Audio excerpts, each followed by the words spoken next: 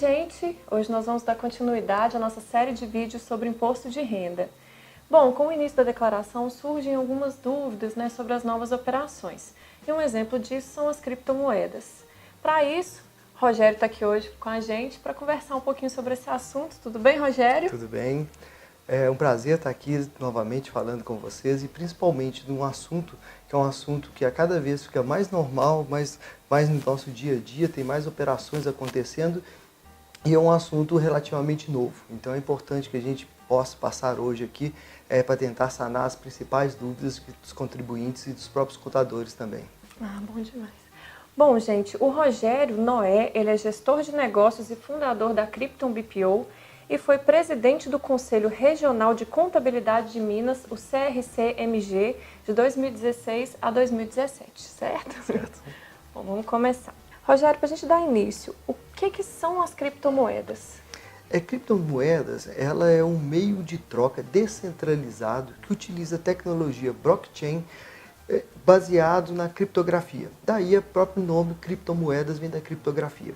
E esse processo utilizando o blockchain com a criptografia que vem garantir a validade e principalmente a rastreabilidade das operações, fazendo com que tenham condições de surgir moedas virtuais e essas moedas virtuais serem seguras na sua operação. E, Rogério, no caso da legislação, existe alguma específica para essas operações com criptomoedas? Inicialmente é bom destacar que não existe legislação, uma vez que o governo e o próprio instituições financeiras, no caso o Banco Central, não reconhece como uma moeda. Então nós não temos uma legislação específica. O que nós temos é que a Receita Federal, através de perguntas e respostas na Declaração de Imposto de Renda da Pessoa Física, equiparou as criptomoedas aos ativos financeiros, uma vez que esses ativos eles têm uma conotação de fazer uma variação e interferir diretamente no patrimônio de quem é o proprietário. Então, através disso, ou seja, eu tenho que fazer um reconhecimento e esse reconhecimento eu vou ser tratado como ativo financeiro. Bom, Rogério, agora vamos para a nossa pergunta mais importante, Como declarar essas moedas virtuais no imposto de renda agora em 2019? Considerando que as criptomoedas, nós não temos uma legislação, mas porém a Receita Federal ela interpreta como ativo financeiro, então nós vamos declarar aqueles valores gastos como na ficha de bens e direitos com o código 99 outros bens e direitos. Tá? Porém na descrição nós devemos relacionar a nomenclatura daquela criptomoeda, se for um Bitcoin, que é uma das mais conhecidas por ser a primeira, nós temos que colocar a data de aquisição, todos os detalhes da operação.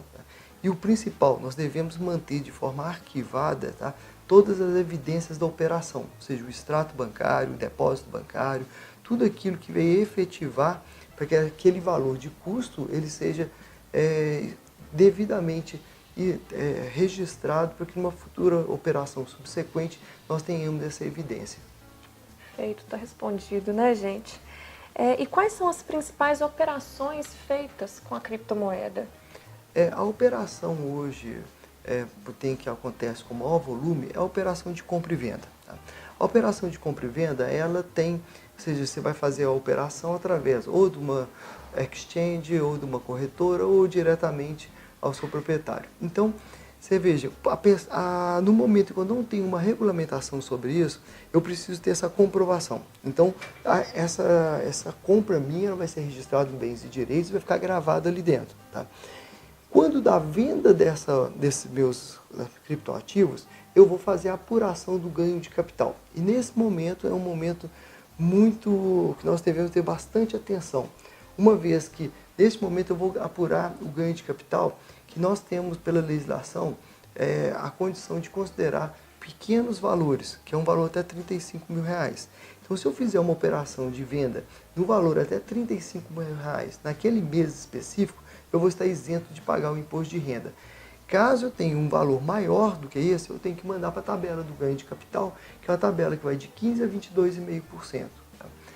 Uma dúvida constante, Andresa, que a gente vê no dia a dia, é que as pessoas elas falam R$35 mil é o quê? É o valor de venda ou é o valor do meu ganho? Ou seja, a diferença entre o valor do meu custo de aquisição com o valor de venda. Então, nós devemos deixar muito claro que é o valor de venda. Um exemplo, se eu fizer uma venda por R$34.990, eu estou isento do imposto. Mas se eu fizer uma venda de 35 mil e R$ 1, eu tenho que levar ele para tributação do ganho de capital. Entendi, dica boa aí pra gente, né? E um outro ponto também, Andresa, dentro das principais operações, é a operação de mineração. Porque nós falamos da compra e venda, tá, mas nós temos uma operação de mineração.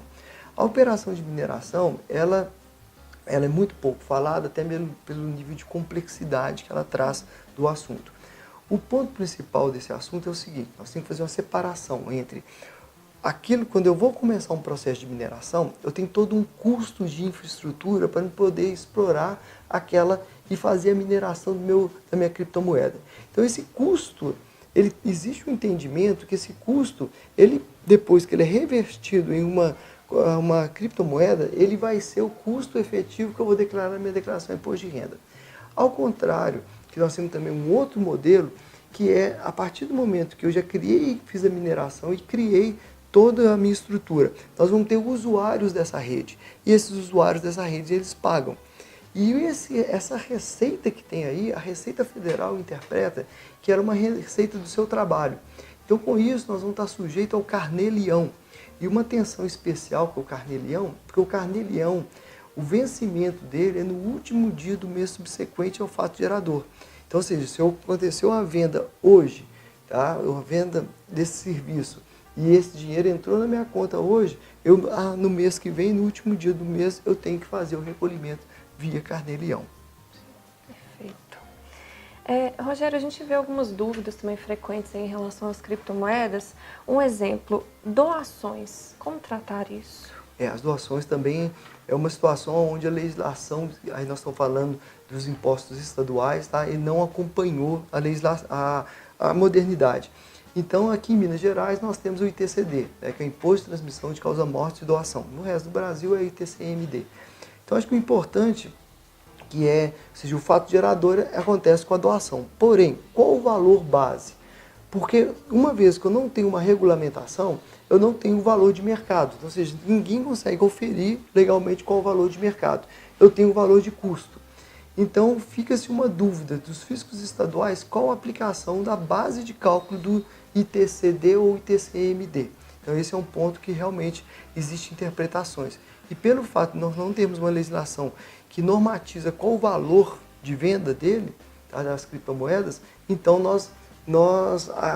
uma orientação é que pegue o valor realmente, o valor de custo, uma vez que nós não temos como defender o outro valor para poder fazer a base de cálculo da doação. Sim. E ainda, no caso do imposto de renda, né, criptomoedas no exterior, como que a gente faz isso na declaração? A legislação brasileira, ela trata que nós devemos transacionar esses valores e expô-los em moeda nacional. Então, ou seja, eu faço uma compra de moeda utilizando meu cartão em moeda estrangeira e esse valor ele tem que ser convertido na data da sua operação em reais. Tá? Mas um ponto muito importante nisso, que gera uma dúvida, é que nós temos uma outra obrigação acessória, que é esta está debaixo do Banco Central, que é o CBE, que é o valor do contribuinte, o capital brasileiro no exterior. Tá? Esse capital brasileiro no exterior, se você tiver em 31 de dezembro, o seu custo ele for um valor maior do que 100 mil dólares, você tem que fazer essa declaração do CBE, obrigatoriamente. E a grande dúvida que tem a confusão das pessoas eu já fiz a minha declaração de imposto de renda pessoa física, já está declarado lá, mas lá é para a Receita Federal. Nós temos que também atentar para o CBE, que é do Banco Central do Brasil. Bom demais, então, gente. Rogério, muito obrigada aí pela entrevista, por ter compartilhado todo esse conhecimento num assunto tão novo aí com a gente. Eu que agradeço a condição de estar aqui compartilhando com vocês. E se ficou mais alguma dúvida, gente, é só comentar no nosso vídeo que a gente responde junto, né? Obrigado. Se inscrevam no nosso canal, ativem as notificações e fiquem por dentro aí das notícias todas do mercado da contabilidade. Muito obrigada, até o próximo vídeo.